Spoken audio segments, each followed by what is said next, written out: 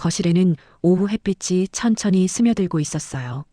창문을 통해 들어온 빛이 식탁 위에 놓인 색연필과 종이를 비추고 그 위로 먼지가 아주 느린 속도로 떠다녔습니다. 만수는 뜨거운 차를 한 모금 마신 뒤 빈 컵을 내려놓으려다 무심코 종이 한 장에 시선이 멈췄어요. 그것은 서윤이 오늘 학교에서 가져온 숙제, 우리 가족 그리기 그림이었습니다. 그는 아무런 생각 없이 종이를 들어 올렸지만 눈에 들어온 구도가 그를 잠시 멈춰 세웠습니다. 그림 속에는 네 사람이 그려져 있었습니다. 엄마, 아빠, 할머니, 그리고 서윤. 아이 특유의 서툰 선과 밝은 색감으로 채워져 있었지만 어딘가 어색한 빈자리가 느껴졌습니다. 정확히 말하자면 그를 위한 자리가 없었습니다. 만수는 약간 고개를 갸웃했어요. 아, 깜빡했겠지. 그럴 수도 있지. 그는 스스로에게 그렇게 중얼대며 의자에 천천히 앉았습니다. 그러나 그는 이미 손끝이 미세하게 떨리고 있음을 느끼고 있었어요. 그때 서윤이 뛰어들어왔습니다. 실내화로 바닥을 사각사각 긁으며 다가오더니 자신의 그림을 들고 있는 만수를 발견하고 작게 웃었습니다. 아, 그거 학교 숙제예요, 할아버지. 만수는 그림을 조심스럽게 낮게 들어 보이며 말했습니다. 예쁘게 잘 그렸네. 색도 알록달록하고. 서윤은 자랑스럽다는 듯 가슴을 조금 내밀었어요. 응, 선생님이 칭찬해줬어요. 만수는 한참 동안 그림을 들여다보다가 조심스럽게 입을 열었습니다. 근데 이 옆에 있는 자리엔 누구 그릴 거였어? 여기요? 서윤이 그가 가리킨 빈 공간을 쳐다봤어요. 그녀는 잠시 생각하더니 고개를 살짝 젖혔습니다. 그냥 비워뒀어요. 왜 비워뒀을까? 그의 목소리는 최대한 부드러웠지만 그 안에 담긴 공기가 묘하게 떨렸습니다. 서윤은 잠시 머뭇거리다 대답을 피하듯 색연필을 정리했습니다. 그냥요. 예쁘게 안 돼서 다시 그리려고 했어요. 그녀의 표정은 자연스러웠지만 만수의 마음 어딘가는 뾰족하게 찔리는 듯 시큰거렸습니다. 말은 그렇게 했지만 빈자리는 다시 그릴 것처럼 비워둔 느낌이 아니라 처음부터 그릴 생각이 없던 자리처럼 보여서였습니다. 순자가 부엌에서 나와 두 사람을 향해 너그럽게 웃었습니다. 그림 하나 가지고 뭘 그렇게 심각하게 보고 있어요? 애가 그린 거예요. 그냥 그런갑다 해요. 순자는 아무렇지 않게 말했지만 만수는 그 말이 생각보다 쉽게 마음에 닿지 않았습니다. 서윤이 그림을 들고 제 방으로 돌아가는 동안 만수는 여전히 그 빈 공간을 쳐다보고 있었어요. 그는 종이를 천천히 접어 식탁에 내려놓았습니다. 그러나 그의 시선은 좀처럼 떨어지지 않았습니다. 그날 저녁 만수는 가족들이 식탁에 둘러앉은 모습을 천천히 바라보았습니다. 모두 밝게 이야기하며 웃고 있었지만 그 분위기 속에서 만수는 조금 뒤편에 서 있는 듯한 느낌을 받았습니다. 그는 숟가락을 들다가 문득 주위를 둘러봤어요. 서윤아, 그는 부드럽게 말을 건넸습니다. 내가 오늘 그린 가족 그림, 할아버지는 안 나왔더라. 순간적으로 지영과 준호가 잠시 눈을 마주쳤습니다. 그 눈빛은 짧고 빠르게 스쳐 지나갔지만 만수는 그 찰나의 공기를 놓치지 않았습니다. 서윤은 숟가락을 내려놓고 작게 말했습니다. 그냥 다음엔 그릴게요. 다음엔. 그 한마디가 만수의 가슴에 묘하게 걸렸습니다. 다음엔 그린다는 말은 이번엔 일부러 그리지 않았다는 말과 비슷한 느낌이었기 때문입니다. 순자가 분위기를 바꾸려는 듯 나지막이 말했어요. 애가 뭐 그럴 수도 있죠. 괜찮아요, 여보. 만수는 억지로 미소를 지으며 고개를 끄덕였지만 마음 한편에 차갑게 씹히는 감정은 사라지지 않았습니다. 그날 밤 만수는 늦게까지 잠을 이루지 못했습니다. 불을 끄고 누워 있으면서도 식탁에 놓인 그 그림의 빈자리가 계속 떠올랐습니다. 그 자리는 단순히 비어있는 공간처럼 보이지 않았습니다. 누군가를 그리지 않기 위해 남겨둔 자리처럼 느껴졌습니다. 그는 천천히 몸을 돌려 벽을 바라봤습니다. 집안에서 가장 오랫동안 서 있던 사람이 자신인데 아이에게조차 그 존재가 흐릿하게 남는다면 이제 자신이 서 있을 자리가 정말로 없어지는 건 아닐까 하는 작은 두려움이 스며들었습니다. 만수는 창밖의 어두운 골목을 바라보며 아주 작게 중얼거렸습니다. 내가 없는 게 더 자연스러운 건가? 그의 말은 금방 공기 속에서 희미하게 사라져갔습니다. 그러나 그 작은 속삭임은 만수의 가슴속 어딘가를 확실히 흔들어 놓고 있었어요. 밤은 그렇게 조용히 그러나 불길한 균열을 안고 깊어져 갔습니다. 아침 햇살이 창으로 차분히 들어오며 식탁 위를 환하게 비추고 있었습니다. 순자는 일찍 일어나 밥을 짓고 지영은 준비물을 챙기며 바쁘게 움직였어요. 준호는 출근하기 전 신문을 훑고 있었고 서유는 의자에 앉아 작은 입으로 토스트를 베어 먹고 있었습니다. 집안은 늘 그렇듯 평화로워 보였지만 만수는 어딘가 마음이 불편했습니다. 왜인지 모르게 이 아침이 이전과는 조금 다르게 느껴졌어요. 그는 식탁 의자에 천천히 앉았습니다. 어제 서윤이 그렸던 그림이 계속 머릿속에서 떠나지 않았습니다. 빈자리 하나가 생각 이상으로 마음에 오래 남아 있었고 그 공간이 자꾸만 자신을 따라오는 것 같았습니다. 어쩌면 별일 아닐 수도 있다는 생각을 몇 번이나 되뇌었지만 마음속 불편함은 자꾸만 증폭됐습니다. 식탁에 머문 어색한 고요를 깨기 위해 만수는 가볍게 말을 걸었어요. 서윤아, 학교에서 오늘 뭐 배워? 서윤은 토스트를 입에 문 채 작은 목소리로 대답했습니다. 그냥 미술이랑 국어요. 그 목소리는 평소보다 조금 낮고 조심스러웠습니다. 만수는 그 이유를 읽어내지 못한 채 다시 고개를 끄덕일 뿐이었습니다. 지영은 아이의 머리를 쓰다듬으며 말했어요. 오늘 발표도 있다며? 잘할 수 있지? 응, 괜찮아요. 준호가 대화를 이어받으려는 듯 입을 열었지만 잠시 머뭇거리더니 물컵을 살짝 쳤습니다. 그 작은 탁하는 소리가 유난히 크게 들렸고 그 순간 식탁의 공기가 아주 미세하게 흔들렸습니다. 만수는 그 흔들림을 놓치지 않았습니다. 아무도 이상한 기색을 보이지 않았지만 자신이 자리를 끼고 들어왔을 때마다 가족들의 표정이 아주 미세하게 변하는 것을 그는 느끼고 있었습니다. 그는 조심스레 숟가락을 들어 쌀밥을 떠서 천천히 입에 넣었습니다. 그냥 일상이 이어지는 듯 보였지만 그의 시선은 가족, 각자의 움직임에서 뭔가 규칙 같은 것을 찾으려는 듯 계속 머물렀습니다. 순자가 갑자기 말했어요. 여보, 요즘 잘 주무세요? 밤에 자꾸 깨시나 봐요. 아침마다 피곤해 보여요. 만수는 웃어 보이려 했지만 입꼬리가 매끄럽게 올라가지 않았습니다. 괜찮아. 나이가 들면 다 그렇지 뭐. 그는 적당한 농담처럼 들리길 바라며 말했지만 목소리 끝에 묘한 떨림이 남아 있었습니다.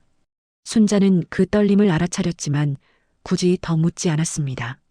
대신 분위기를 바꾸기 위해 지영에게 말했어요. 오늘 서윤이 학교 끝나고 뭐 하나? 데리러 가야 하지 않아? 지영이 대답하려는 순간 서윤이 고개를 팩 하고 들었습니다. 엄마, 오늘은 내가 혼자 온다고 했잖아요. 지영과 준호는 서로를 잠시 바라본 뒤 빠르게 시선을 다른 곳으로 돌렸습니다. 그 순간 식탁 전체의 공기가 한참 동안 정지된 것처럼 느껴졌어요. 만수는 그 침묵의 정적을 또렷하게 느꼈습니다. 그는 천천히 입을 열었습니다. 왜? 무슨 일 있어? 서윤이가 혼자 오겠다니 위험하잖아. 지영이 조금 늦은 미소를 띠며 말했습니다. 아니에요, 아빠. 그냥 요즘 애가 친구들이랑 더 놀고 싶대요. 그 말은 자연스러웠지만 만수는 그 미소 뒤에 가려진 작은 균열을 보았습니다. 지영이 무언가를 숨기고 있다는 기분이 명확하게 느껴졌습니다. 너무 오래 가족과 함께 살아온 그는 그런 작은 표정을 놓칠 수 없었어요. 식탁에 놓인 젓가락 소리, 물컵을 내려놓는 소리, 의자의 미세한 삐걱임. 모든 소리가 평소보다 지나치게 또렷하게 들렸습니다. 마치 그의 신경이 온통 이 작은 식탁 위로 집중되어 있는 것처럼 느껴졌어요. 만수는 다시 부드럽게 물었습니다. 그래도 할아버지랑 같이 오면 좋을 텐데. 요즘 날씨도 춥고. 그 순간 서윤의 손이 아주 잠깐 멈췄습니다. 만수는 그 손의 흔들림을 놓치지 않았습니다. 서윤은 다시 토스트를 뜯으며 작게 말했습니다. 괜찮아요. 그 말은 너무 가벼웠지만 그 안에는 설명할 수 없는 거리감이 담겨 있었습니다. 지영은 그 미세한 침묵을 깨기 위해 벌떡 일어났어요. 서윤아, 가방 챙겨. 엄마랑 같이 나가자. 서윤도 의자를 밀고 일어나면서 말했습니다. 네. 거실로 향하는 두 사람이 멀어지자 준호도 신문을 접고 슬리퍼를 끌며 일어났습니다. 만수는 여전히 자리에 앉아 있었고 식탁 위의 빈 그릇들을 바라보았습니다. 그릇들 사이에 남아있는 작은 틈들조차 어딘가 차갑게 느껴졌습니다. 순자가 설거지하러 가며 말했어요. 여보, 왜 그래요? 무슨 생각하세요? 만수는 천천히 고개를 들었습니다. 아무것도 아니야. 그냥. 그는 잠시 말을 멈추었다가 다시 덧붙였습니다. 그냥 조금 어색한 기분이 들어. 순자는 그 말에 순간 멈칫했지만 아무 말도 하지 않은 채 조용히 수도꼭지를 틀었습니다.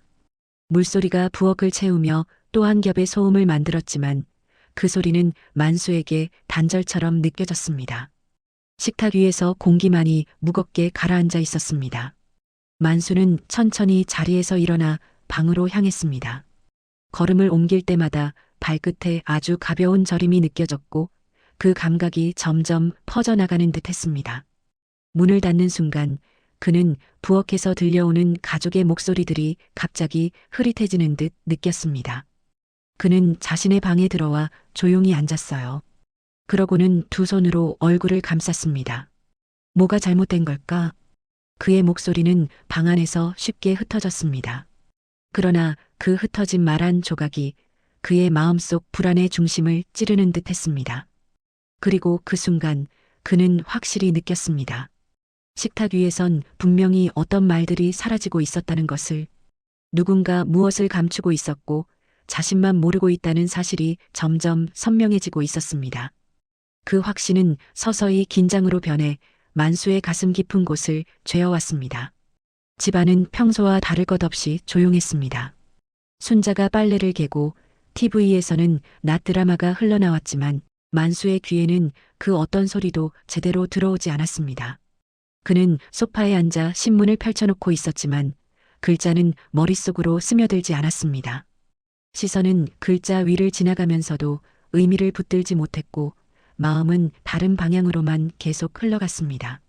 그는 문득 신문을 내려놓고 집안을 둘러봤습니다. 지영이 휴대폰으로 누군가와 통화하는 듯 조용히 방으로 들어가는 모습이 보였습니다. 문이 닫히는 순간 만수는 자신도 모르게 몸을 조금 일으켰습니다. 단순한 통화일 수도 있었지만 그 문 닫힘에는 어딘가 익숙한 차단의 기운이 느껴졌습니다. 아버지, 뭐 필요하세요? 잠시 후 방에서 나온 지영이 물었습니다. 만수는 손사래를 치며 대답했어요. 아니야, 그냥 방 좀 더웠나 싶어서. 그의 대답은 자연스러워 보이려 애쓴 말이었지만 표정은 완전히 편안하지 않았습니다. 지영은 만수의 얼굴을 살짝 살폈지만 별다른 말을 하지 않고 부엌으로 향했습니다. 그녀가 등을 돌리는 순간 만수는 다시 작은 찔림 같은 감각을 느꼈어요. 부엌에서 냄비 뚜껑이 열리는 소리, 수저가 부딪히는 소리, 물이 흐르는 소리, 모든 소리가 오늘따라 유난히 또렷하게 들리고 그 사이마다 끼어있는 작은 빈 공간들이 더 크게 느껴졌습니다. 만수가 자리에서 일어나려는 순간 거실벽에 걸린 가족사진이 눈에 들어왔습니다. 사진 속 그는 웃고 있었고 가족들은 다정하게 그의 옆에 서 있었습니다. 그러나 사진을 바라보는 그의 눈빛에는 묘한 이질감이 떠올랐습니다. 저 때는 아무 문제 없었는데. 그는 사진의 유리 표면을 손끝으로 쓸며 중얼거렸습니다. 언제부터 이렇게 된 걸까? 순자가 청소기를 끌고 거실로 나오며 말했어요. 여보, 이따 산책 나가실래요? 바람 좀 쐬면 기분 나아질 텐데. 만수는 천천히 고개를 들어 그녀를 보았습니다. 그래, 그러지 뭐.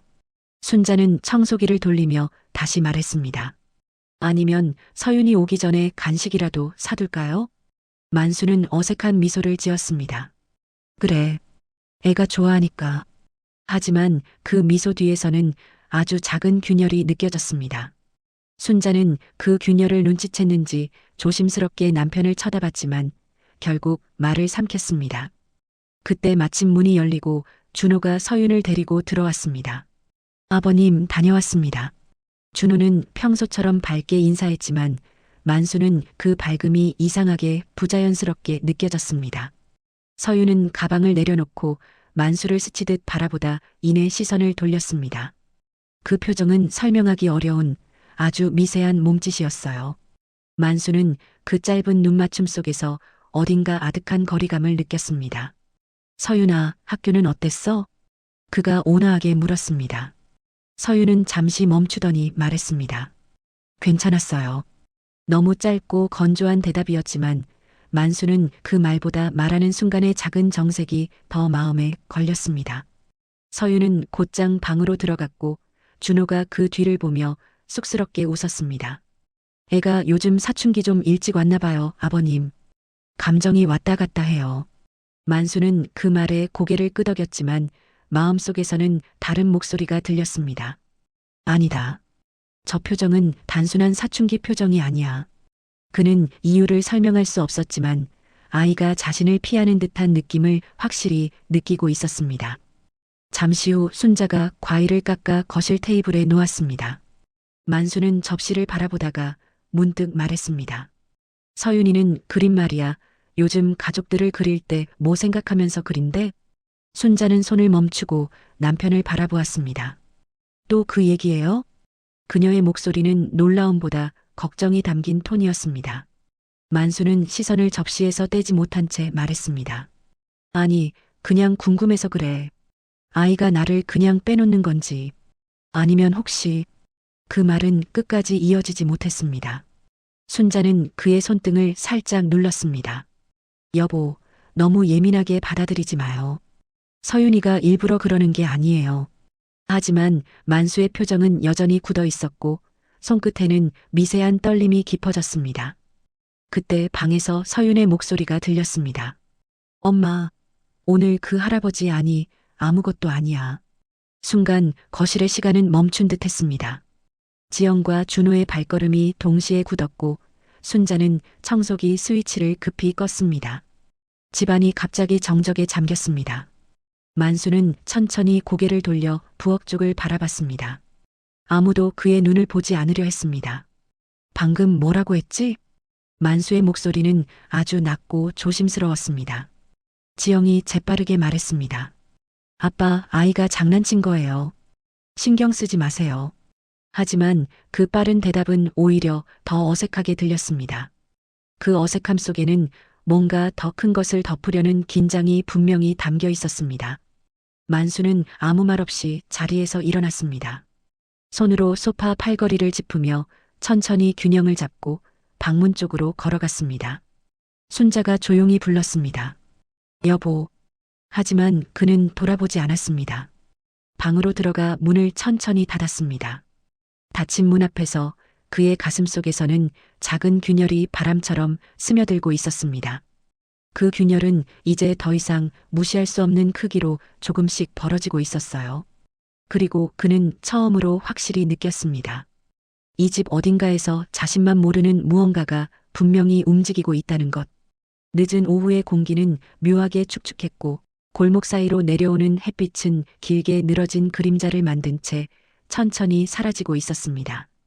만수는 현관 앞에 서서 서윤이 돌아올 시간을 계산하고 있었어요. 평소 같으면 이미 집에 도착했을 시간이지만 오늘따라 아이의 발걸음이 보이지 않았습니다. 지영과 준호는 조금 늦는다고 말했지만 만수는 설명되지 않은 불안이 그의 등을 조용히 밀고 있었습니다. 잠깐 나갔다 올게. 그는 그렇게 말하고 문을 닫았습니다.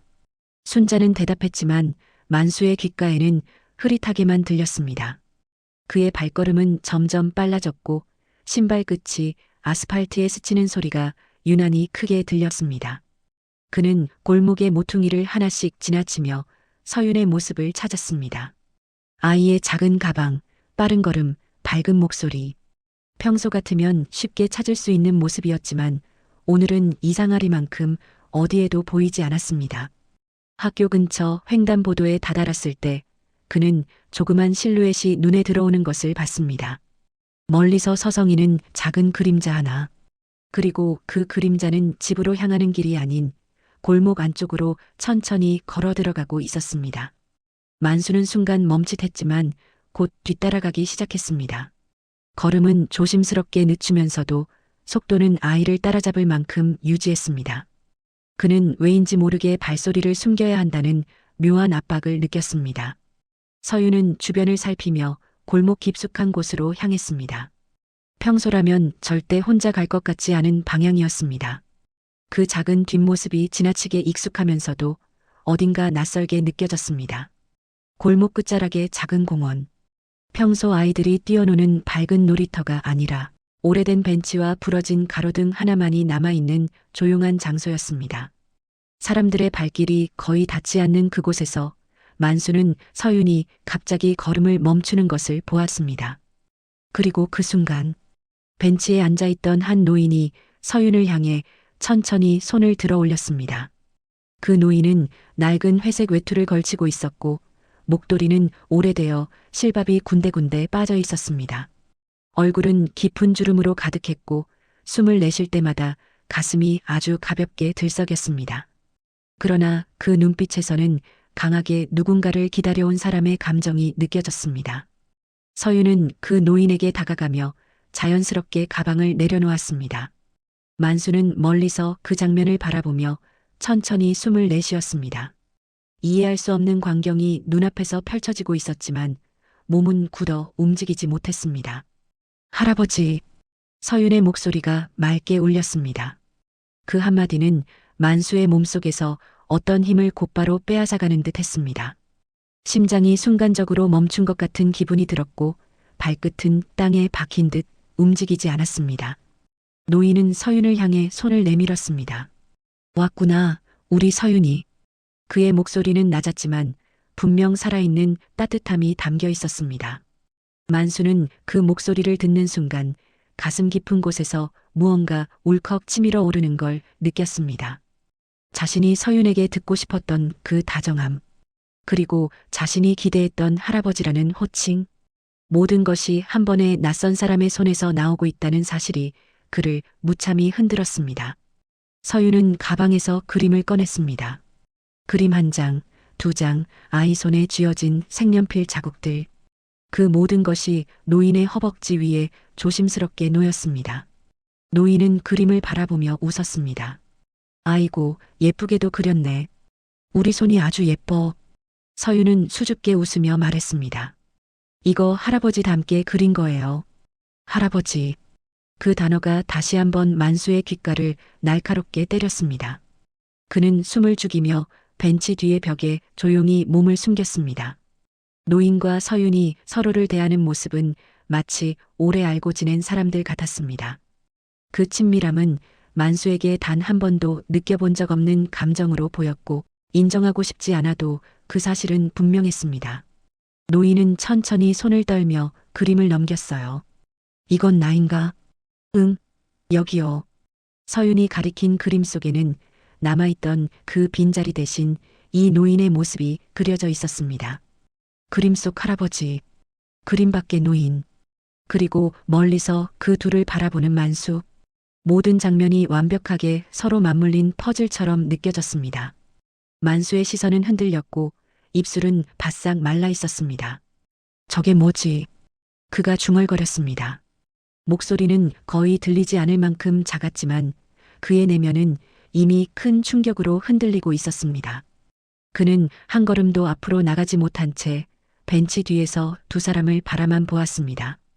머릿속에서는 온갖 생각이 밀려들었고 심장은 빠르게 뛰었습니다.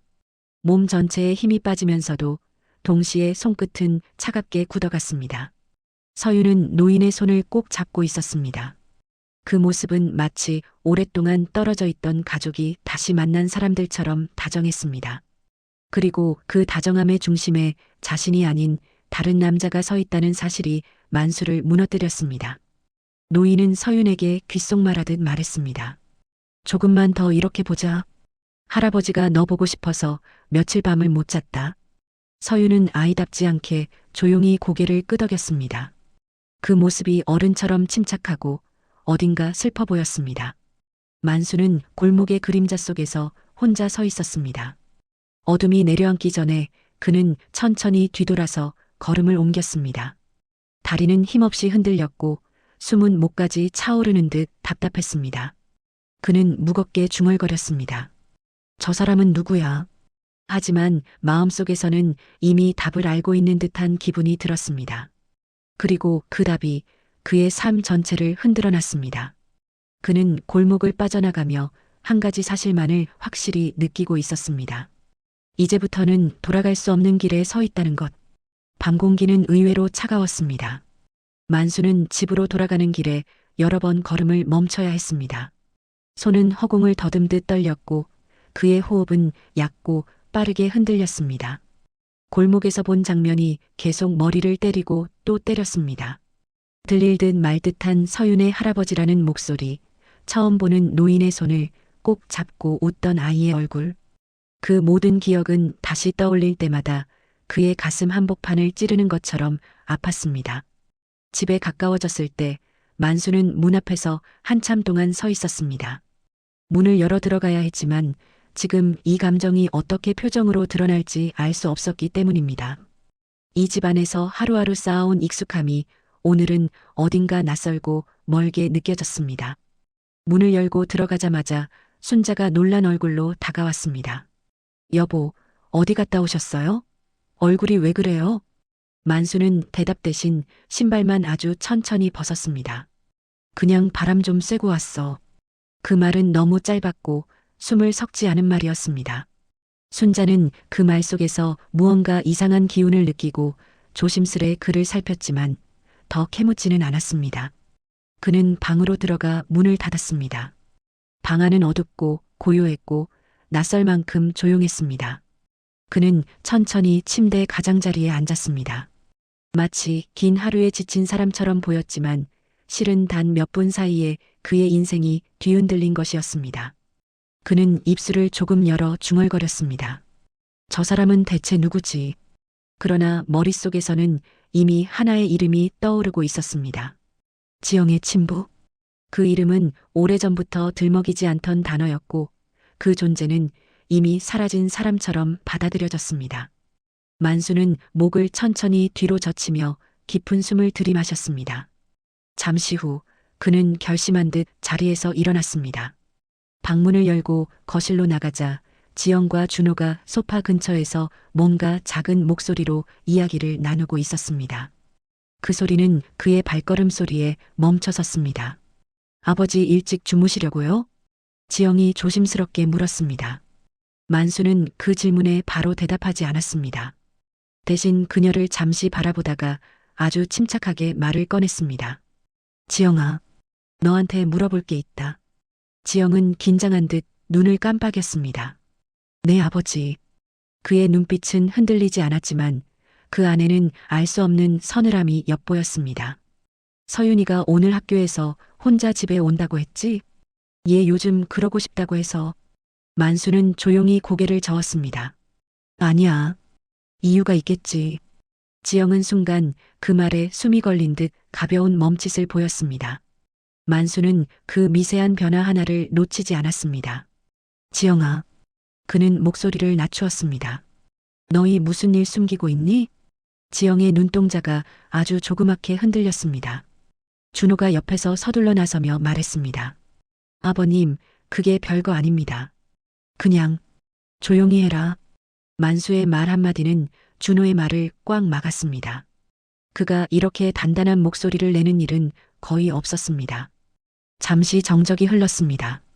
지영은 결국 눈을 감았다가 천천히 뜨고 가라앉은 목소리로 말했습니다. 아빠, 혹시 어떤 사람 보셨어요? 그 말이 나오자마자 만수의 가슴은 조여들기 시작했습니다. 그래, 봤다. 서윤이가 그 사람을 할아버지라 부르는 것도 들었어. 순간 지영의 어깨가 크게 흔들렸습니다. 준호는 입술을 굳게 다물었습니다. 방 안 공기가 무거워지고 소파의 쿠션마저 눌린 듯 깊게 꺼져 보였습니다. 지영은 손으로 얼굴을 가리며 말했습니다. 말하려고 했어요. 근데 어떻게 말해야 할지 몰랐어요. 만수는 아주 천천히 그녀의 앞에 다가섰습니다. 그 사람 누구냐? 지영은 손가락을 떨며 입을 떼었습니다. 내 친아버지예요. 그 말은 방 안의 공기를 완전히 바꿔놓았습니다. 순간 만수의 눈에서 초점이 잠시 사라지는 듯 보였습니다. 친아버지? 그는 다시 확인하듯 되뇌었습니다. 너 그 사람, 그 인간 아직도 살아있었니? 지영은 고개를 힘없이 끄덕였습니다. 네, 몇 달 전에 연락이 왔어요. 아파서 오래 못 버틴다고 마지막으로 서윤이를 한번 보고 싶다고 했어요. 만수는 천천히 뒷걸음질을 쳤습니다. 가슴속에서 뜨겁고 차가운 감정이 동시에 올라와 숨이 막히듯 들숨이 흔들렸습니다. 그래서 서윤이한테 몰래 만나게 한 거냐? 지영은 눈물을 훔치며 말했습니다. 엄마랑도 많이 싸웠어요. 근데 그냥 한 번만은 그래야 할 것 같아서. 준호가 거들듯 말했습니다. 아버님, 죄송합니다. 저희가 먼저 말씀드렸어야 했는데. 만수는 손을 들어 그의 말을 막았습니다. 그 손은 떨렸고 목소리는 생각보다 차가웠습니다. 미안하지만 지금은 아무 말도 듣고 싶지 않다. 그는 방으로 들어가지도 않고 그대로 현관으로 향했습니다. 지영이 급히 뒤에서 소리쳤습니다. 아빠, 어디 가세요? 만수는 신발을 깨어 신으며 말했습니다. 그 사람 만나야겠다. 문이 닫히는 순간 지영의 떨리는 숨소리가 복도에 남았습니다. 밖으로 나온 만수는 차갑게 식은 공기를 깊게 마셨습니다. 그의 마음은 무너져 있었고 동시에 치밀어 오르는 감정으로 뜨겁게 타올랐습니다. 그는 멈추지 않고 걸었습니다. 오늘 밤은 그 어떤 대답이라도 필요했습니다. 그 어떤 형태로든 이 불안과 의심을 끝낼 수 있는 답을. 그리고 그 답은 분명히 그 노인의 손에 쥐어져 있었습니다. 밤은 이미 깊어 있었지만 골목 끝에 있던 허름한 주택가로 향하는 만수의 걸음은 멈추지 않았습니다. 그의 발걸음은 빠르지 않았으나 멈추거나 흔들림이 없었습니다. 마치 이미 오랫동안 준비해 온 길을 걷는 사람처럼 한 걸음 한 걸음 울림을 남기며 앞으로 나아갔습니다. 달빛이 비친 골목길은 고요했고 깊은 어둠 속에서 개 짖는 소리가 멀리서 들려왔습니다. 공기조차 차갑고 단단하게 굳어있는 듯했어요. 만수는 가슴 위로 올라오는 묵직한 감정을 억누르며 골목 번호를 확인했습니다. 부서진 대문, 녹슨 철창, 간판이 떨어진 우편함. 그 집은 오래된 기억처럼 낡고 기울어져 있었습니다. 여기 맞겠지? 그는 천천히 주변을 살폈습니다. 그리고 조금 떨어진 전봇대 아래에 작은 실루엣 하나가 눈에 들어왔습니다. 노인이었습니다. 바로 그 사람이었죠. 낡은 외투에 몸을 잔뜩 움츠린 채 그 노인은 벤치처럼 놓인 시멘트 턱 위에 앉아 있었습니다. 길게 기울어진 그림자가 그의 발치에 붙어 있었고 그의 호흡은 낮고 일정하지 않았습니다. 만수는 잠시 그 모습을 바라보다가 한 발을 내디뎠습니다. 발끝이 돌길에 닿는 순간 작은 소리가 났고 그 소리에 노인이 고개를 들었습니다. 노인의 눈동자 속에는 공포도 놀라움도 없었습니다. 그저 지친 사람의, 오래 기다린 사람의 표정이었습니다. 그리고 그 표정이 만수의 걸음을 더 무겁게 만들었습니다. 만수는 노인 앞에 멈춰 섰습니다. 그의 그림자는 노인의 발끝까지 닿아 있었습니다. 당신이. 만수의 목소리는 낮고 거칠었습니다. 서윤이가 부르는 할아버지인가? 노인은 천천히 고개를 들었습니다. 그는 입술을 달싹였지만 바로 대답하지 못했습니다. 한참 뒤 아주 조용히 말했습니다. 내가 만수 씨인가? 이름을 들은 순간 만수의 손이 미세하게 떨렸습니다. 노인이 자신의 이름을 알고 있다는 사실이 묘하게 가슴을 찔렀습니다. 지영이 너에 대해 많이 말했어. 노인의 목소리는 숨이 섞여 있어 생경했습니다. 오래같이 산 사람이라고, 서윤이한테 잘해주는 사람이라고. 만수는 한 걸음 더 다가섰습니다. 그의 그림자가 노인의 무릎 위까지 걸쳐졌습니다. 잘해주는 사람? 그의 목소리는 낮지만 단단했습니다. 그게 지금 당신한테 무슨 의미죠? 노인은 입을 열려다 가볍게 기침을 했습니다. 기침이 길게 이어졌고 그 끝에는 얇은 숨이 남았습니다. 만수는 그 기침 소리를 들으면서도 표정을 굳힌 채 기다렸습니다. 노인은 눈을 감았다 뜨며 조심스럽게 말했어요. 미안하네. 내가 그럴 자격도 없는 사람인데. 그 말이 끝나기도 전에 만수의 손이 움찔했습니다. 그는 오래 참아왔던 감정이 목까지 차오르는 걸 느꼈습니다. 자격? 만수는 아주 낮게 되뇌었습니다. 당신이 무슨 자격을 말하는 거야? 노인은 고개를 들고 만수를 바라보았습니다. 그 눈은 후회와 피로로 가득 찬 오랜 그림자를 품은 눈이었습니다. 서윤이 한 번만 보고 싶었어. 그 애한테 아무것도 바라지 않아. 그저 노인은 손을 가볍게 쥐었다 폈습니다. 가슴에 남은 게 너무 많아서. 만수의 가슴은 서늘하게 내려앉았습니다. 그는 숨을 깊게 들이마시며 말했어요. 그 많은 걸 왜 우리에게 떠넘기는데? 왜 지금 와서 흔들어 놓는 건데? 노인은 대답하지 않았습니다. 말 대신 그의 어깨가 아주 약하게 떨리고 있을 뿐이었습니다. 지영이 말했지? 만수는 조금 더 다가섰습니다. 당신 암이라고. 노인은 천천히 고개를 끄덕였습니다. 오래 안 남았네. 만수는 눈을 감았다 뜨며 중얼거렸습니다. 그렇다고 해도 당신이 할 수 있는 건 없어. 노인은 고개를 숙이며 조용히 말했습니다. 알지. 그래서 서윤이를 그냥 동네 할아버지처럼 만나려고 했어. 내가 누군지 말도 안 하려고 했어. 만수는 잠시 말을 잊었습니다. 그 말이 진심인지 자신을 위하는 척인지 판단할 수 없었습니다. 노인은 떨리는 손으로 작은 주머니를 꺼냈습니다. 그리고 그 안에서 한 장의 사진을 꺼냈습니다. 오래되어 모서리가 다른 사진. 그 속에는 아주 어린 지영을 안고 웃는 젊은 남자가 있었습니다. 노인이었습니다. 만수의 목 안쪽이 굳어졌습니다. 이게... 그는 사진을 보며 천천히 말했습니다. 그때 당신이었나? 노인은 사진을 쓰다듬으며 말했습니다. 저때 나는 가족을 지킬 수 있는 사람이 아니었어. 만수는 한참 동안 사진을 바라봤습니다. 그리고 아주 조용히 말을 꺼냈습니다. 나는 당신이 놓고 간 자리 메우느라 평생을 살았어. 노인은 눈을 감았습니다.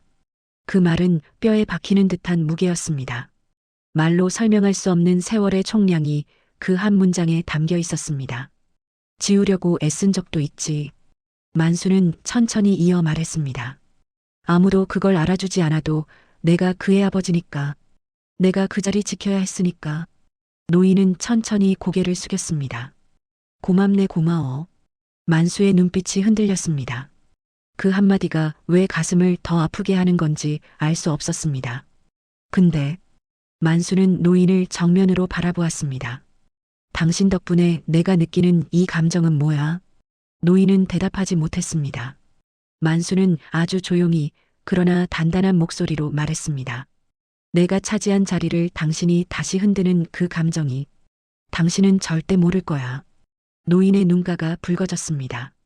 입술이 떨렸지만 아무것도 말하지 못했습니다. 밤 공기가 두 사람 사이를 통과했습니다.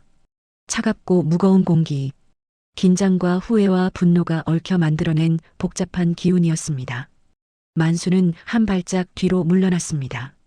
그의 눈동자는 더 이상 흔들리지 않았습니다. 그리고 말했습니다. 다시는 서윤이 앞에 나타나지 마. 노인은 고개를 숙인 채 오래 침묵했습니다. 그리고 아주 조용히 대답했습니다. 그렇게 할게. 만수는 돌아서는데 힘이 들어가는 듯 보였습니다. 그는 그 말을 믿고 싶었지만 동시에 믿지 못하는 사람이었습니다. 그 모순된 감정을 안고 그는 골목을 천천히 걸어 나왔습니다. 멀어지는 그의 등 뒤에서 노인은 마치 오래된 기둥처럼 조용히 주저앉았습니다. 미안하다. 그는 혼잣말처럼 중얼거렸습니다. 정말 미안하다. 그러나 그 미안함이 누구를 향한 것인지 어떤 시간으로 향한 것인지 그 스스로도 알 수 없는 말이었습니다. 마이너스.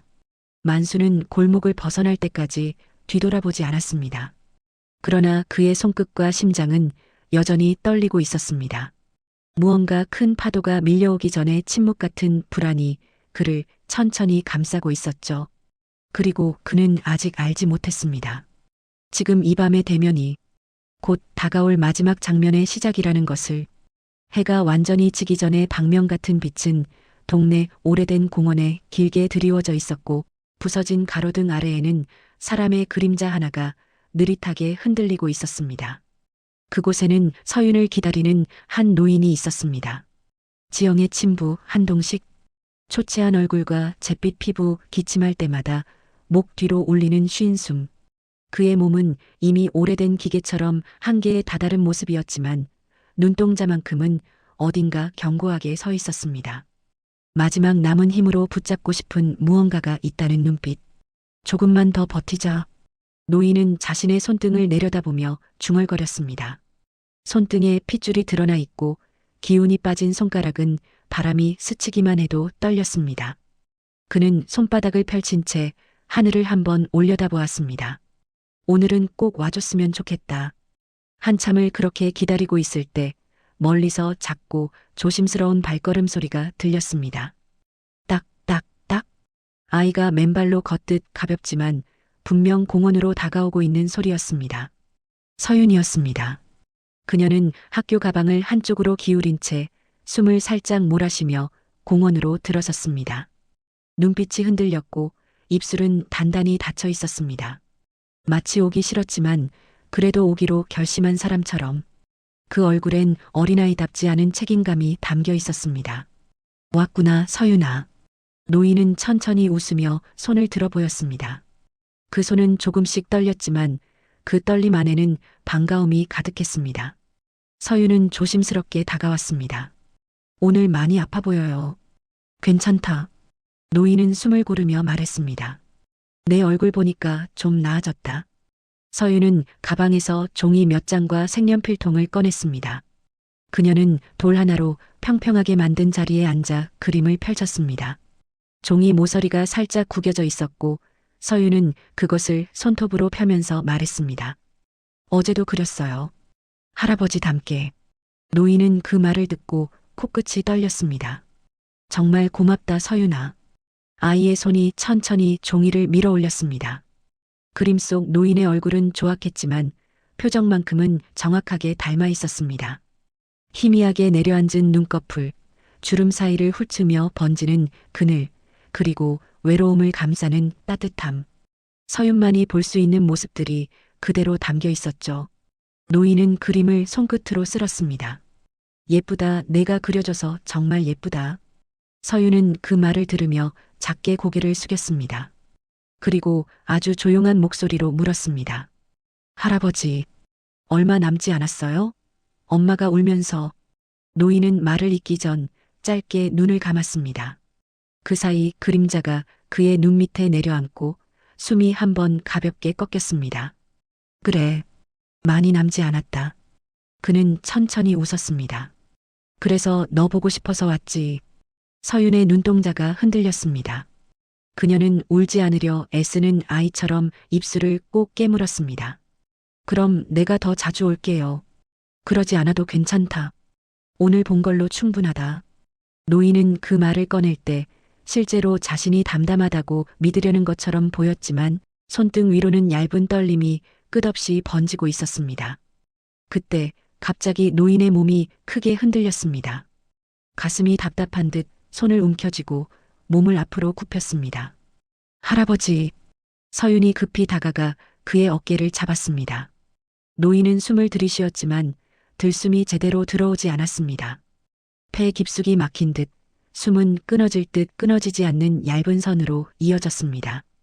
그는 한 손으로 벤치를 붙잡으며 몸을 지탱하려 했지만 팔이 휘청하며 옆으로 쓰러질 뻔했습니다. 서윤은 어린 손으로 노인의 어깨를 꽉 붙잡았습니다. 할아버지, 괜찮아요? 할아버지. 노인은 겨우 고개를 들어 아이를 바라보았습니다. 흐릿한 눈 속에 아이의 얼굴이 일렁이고 있었습니다. 울지 마라, 괜찮아. 그 말은 거의 들리지 않을 정도로 약했습니다. 목소리가 아니라 공기의 떨림에 가까웠습니다. 서윤은 손을 더 꽉 잡았습니다. 엄마한테 전화할게요. 잠깐만요. 아니야. 노인의 손이 천천히 서윤의 손목을 붙잡았습니다. 여기 있어줘, 잠깐만. 그 말에 서윤은 휴대폰을 꺼내던 손을 멈추고 노인 옆에 앉았습니다. 노인은 아이의 머리를 떨리는 손으로 천천히 쓸었습니다. 그 손 움직임은 마치 오래도록 그리워하던 장면을 마지막으로 기억하려는 사람처럼 조심스러웠습니다. 그러나 그의 손이 아이의 머리 위에서 내려가는 순간 그의 몸이 완전히 앞으로 기울었습니다. 할아버지. 서유는 작은 몸으로 노인의 몸을 부여안았습니다. 그녀는 흔들리는 숨속에서 최대한 크게 소리쳤습니다. 잠시 후 지나가던 사람이 상황을 보고 급히 달려왔습니다. 아이가 어른이 쓰러졌어요. 119 불러요. 주변에 있던 사람들이 모여들었고 누군가는 급히 휴대폰을 꺼내 신고했습니다. 서유는 노인의 손을 두 손으로 감싸쥐고 울지 않으려 애썼습니다. 할아버지, 안 돼요. 나 여기 있어요. 곧 도착한 구급대원들이 노인의 몸을 들것에 옮겼습니다. 서유는 그 옆에서 뛰다시피 따라갔습니다. 구급차 문이 닫히는 순간에도 그녀는 손을 놓지 않았습니다. 구급차 안 노인은 천천히 눈을 떴습니다. 흐릿해진 시야 속에서 서윤의 얼굴이 하나의 점처럼 빛났습니다.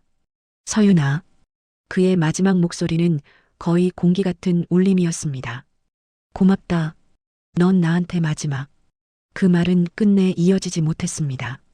노인의 손에서 힘이 빠져나갔습니다. 그의 가슴은 살짝 들썩이다가 다시는 움직이지 않았습니다. 서유는 소리 없이 눈물을 흘렸습니다. 입술은 말라 있었고 얼굴은 새벽의 차가운 공기처럼 창백했습니다. 마이너스. 장례식은 다음날 조용히 진행됐습니다. 지영은 눈을 붉혀 울었고 준호는 조용히 곁을 지켰습니다. 순자는 손으로 가슴을 붙잡으며 침묵했습니다. 만수는 사람들 뒤에서 조용히 서 있었습니다. 그는 아무 말도 하지 않았습니다. 오히려 아무 말도 할 수 없었습니다. 관이 천천히 내려가는 순간 만수는 서윤의 손등을 바라보았습니다.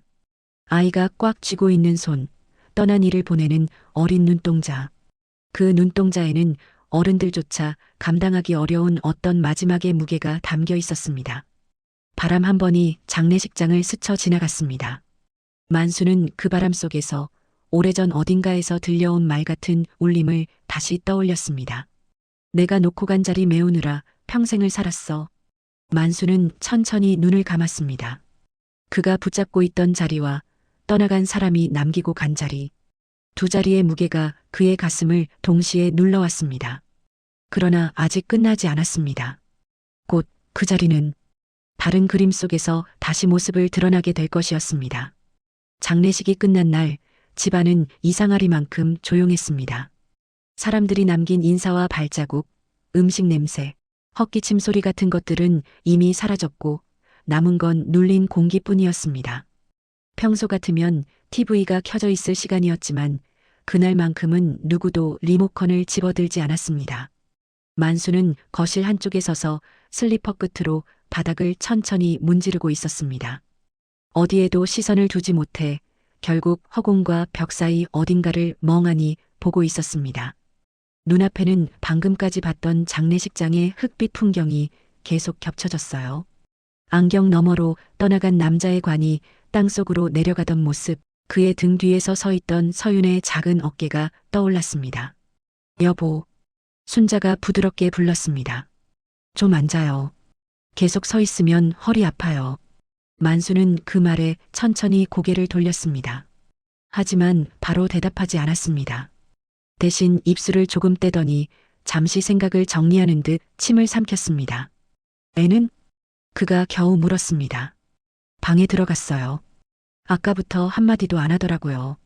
순자가 짧게 한숨을 내쉬었습니다. 어른도 감당하기 힘든 날인데 애 마음이 오죽하겠어요. 만수는 그 말을 들으며 잠시 눈을 감았다 뜨더니 조용히 방문 쪽으로 걸어갔습니다. 발소리가 최대한 나지 않도록 조심스럽게 마치 누군가의 잠을 깨우지 않으려는 사람처럼 천천히 움직였습니다.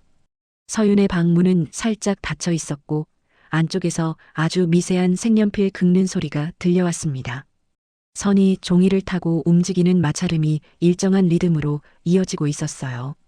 그 소리가 이상하게도 살아있는 사람의 호흡처럼 느껴졌습니다. 만수는 손등으로 한번 문을 두드리고 조심스럽게 문을 밀었습니다. 서윤아 할아버지야. 들어가도 돼? 안에서 대답은 없었지만 색연필 소리가 잠시 멈추었다가 다시 이어졌습니다. 허락이라는 뜻으로 받아들이고 그는 살며시 문을 열고 안으로 들어갔습니다. 작은 방.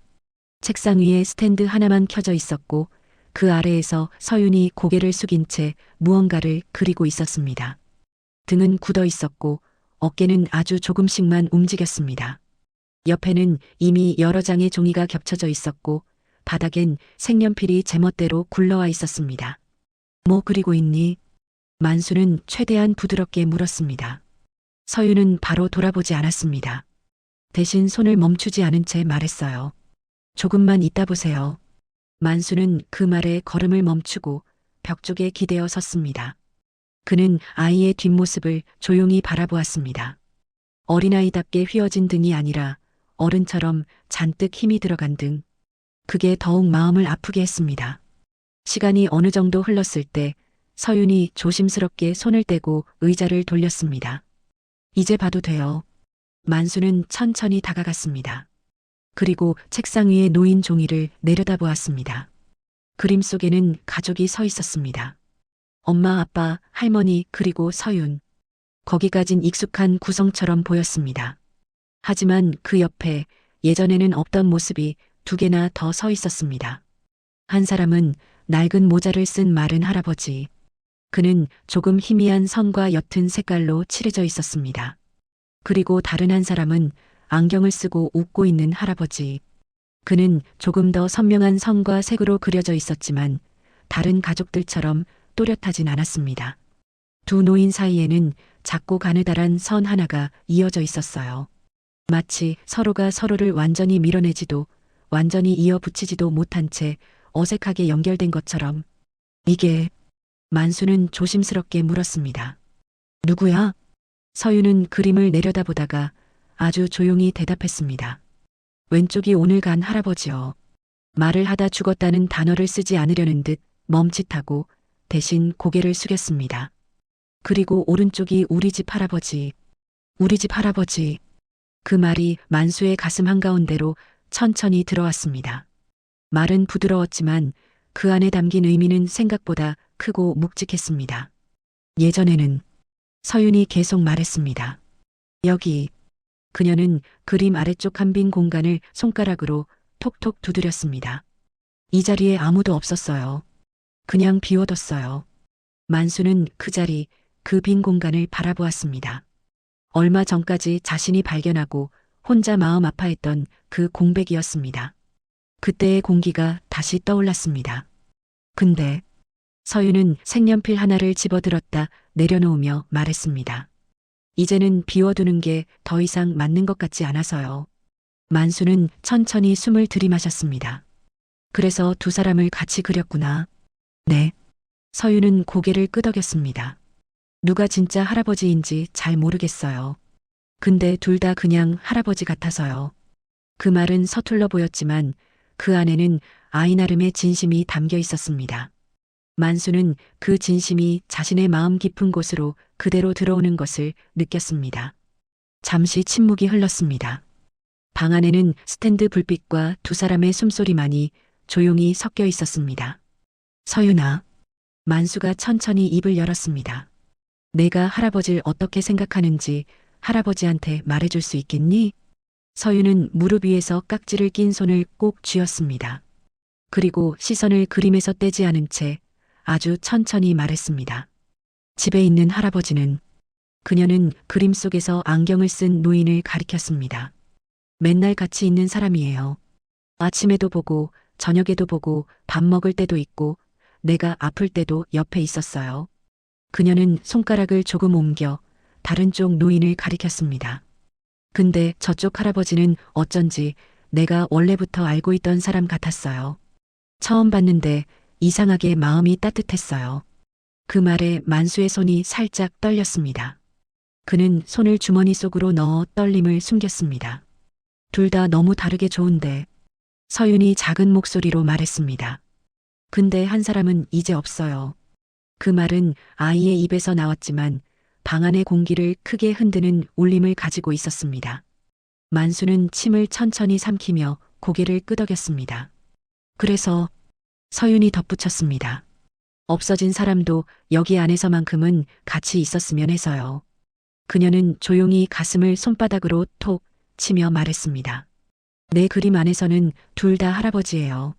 만수는 그 모습에서 자신이 그동안 붙잡고 씨름해왔던 질문이 조금씩 풀리는 느낌을 받았습니다. 누가 진짜인지, 누구의 자리가 맞는지, 그것보다 더 중요한 건 어떤 모습으로 아이 마음에 남는지였다는 걸 깨닫고 있었기 때문입니다. 그는 책상 옆 작은 의자를 끌어와 서윤 옆에 앉았습니다. 그리고 그림을 조금 더 가까이 끌어 당겨 한 줄 한 줄을 살펴봤습니다. 그림 속 두 할아버지는 똑같이 서 있지 않았습니다. 한쪽은 조금 몸을 기울이고 있었고 다른 한쪽은 팔을 어색하게 들고 있었습니다. 그러나 두 사람 다 분명히 한 아이를 향해 서 있었습니다. 그 아이는 그림 중앙에 조금 크게 그려져 있었고요. 잘 그렸네. 만수가 말했습니다. 둘 다 서윤이 곁에 있고 싶어 하는 것 같아. 정말 그렇게 보여요? 서윤이 조심스럽게 물었습니다. 그래. 만수는 부드럽게 웃었습니다. 그리고 그게 사실일 거야. 그 말은 자신에게도 떠나간 사람에게도 동시에 건네는 말이었습니다. 잠시 후 서윤이 조심스럽게 물었습니다. 할아버지, 응? 할아버지는 나 때문에 속상했어요? 만수는 그 질문을 듣고 한동안 대답을 하지 못했습니다. 아이에게 화를 낸 적은 없었지만 마음속에 솟아오르던 서운함과 질투, 외로움이 떠올랐습니다. 그 감정들이 아이에게 향한 것이 아니었음을 이제야 분명하게 말해줘야 할 것 같았습니다. 너 때문에 속상한 건 아니야. 그가 천천히 말했습니다. 할아버지가 할아버지 자신한테 속상했던 거지. 서윤은 잘 이해하지 못한 듯 눈을 둥글게 떴습니다. 자기한테 속상해요? 응. 만수가 고개를 끄덕였습니다. 내가 다른 할아버지를 좋아하는 걸 보고 괜히 마음이 좁아져서 그랬어. 내가 아닌 사람을 더 좋아하나 싶어서 그게 좀 무서웠거든. 무서웠어요? 서윤이 되묻자 만수는 웃으며 말했습니다. 그래. 솔직히 말하면 많이 무서웠어. 근데 지금 보니까 내 마음속에는 둘 다 있었던 거네. 그는 다시 그림을 쳐다봤습니다.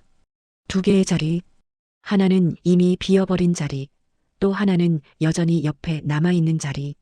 그러나 아이의 그림 속에서는 두 자리가 모두 아직 있었습니다. 서윤아, 만수는 조용히 말했습니다. 내 그림 안에 할아버지 자리 하나만 있으면 된다 생각했었거든. 근데 꼭 하나일 필요는 없나 보다. 서윤은 잠시 생각하더니 천천히 미소를 지었습니다. 전 많이 있어도 괜찮아요. 사람이 많으면 더 따뜻해요. 그 말에 만수의 눈가가 살짝 젖어들었습니다. 그는 시선을 그림에 계속 두려 했지만 결국 아이 얼굴을 보고 말았습니다. 그래, 많이 있어도 괜찮지. 그의 목소리는 아주 낮게 떨렸지만 단단한 따뜻함이 함께 섞여 있었습니다. 할아버지도 거기 껴있으면 좋겠네. 당연하죠. 서윤이 당연한 듯 대답했습니다. 여기. 그녀는 그림 속 안경 쓴 노인 옆에 아주 작은 하트를 하나 그려 넣었습니다. 하나뿐인 조용한 표시, 과하지도 요란하지도 않은 오직 둘만 아는 작은 표시였습니다. 이건 집에 있는 할아버지 표시예요. 서윤이 말했습니다. 매일 볼 수 있는 할아버지.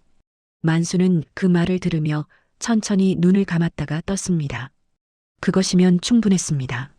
가운데에 서 있지 않아도 가장 크지 않아도 불러주는 이름이 조금 늦게 와도 매일 볼 수 있는 사람이라는 사실 하나면 그에게는 충분했습니다.